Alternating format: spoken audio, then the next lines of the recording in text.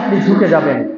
রাসূলকে কষ্ট তখনই দিবেন যখন আপনার চেহারায় দাড়ি থাকার কথা, আপনি দাড়িটাকে চাষবেন, দাড়িটাকে আপনি কেটে ফেলবেন, রাসূল সাল্লাল্লাহু আলাইহি ওয়াসাল্লামকে আপনি কষ্ট দিবেন।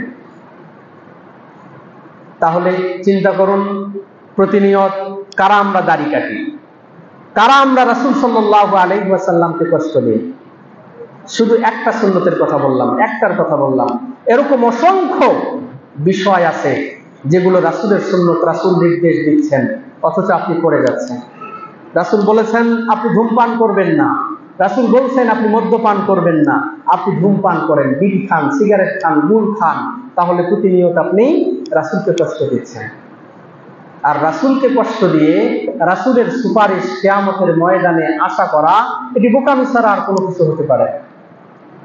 মা বোনদেরকে আল্লাহ পাক রব্বুল আলামিন নির্দেশ দিয়েছেন, রাসূল নির্দেশ দিয়েছেন পর্দায় থাকো, পর্দায় থাকে না, আল্লাহ এবং রাসূল কষ্ট পাচ্ছেন। মা বোনদেরকে বলা হচ্ছে 5 ওয়াক্ত সালাত যথাযথভাবে আদায় করো, করে না, আল্লাহ এবং আল্লাহর রাসূল কষ্ট পাচ্ছেন। মা বোনদেরকে বলা হচ্ছে যেন তারা ফরজ সিয়াম, নফল সিয়াম এবং অন্যান্য বিষয়গুলো যেগুলো ইসলামী শরীয়তের অন্তর্ভুক্ত, এগুলোকে পালন করার কথা করতেছে না, তাহলে আল্লাহ এবং আল্লাহর রাসূল কষ্ট পাচ্ছে। আল্লাহ এবং আল্লাহর রাসূল যখন কষ্ট পান, তখন আপনার জীবন থেকে রহমত চলে যায়, আপনার জীবন থেকে বরকত চলে যায়, দুনিয়ায় অশান্তি এবং পরকালে তো আপনার জন্য অশান্তি অপেক্ষা করছে।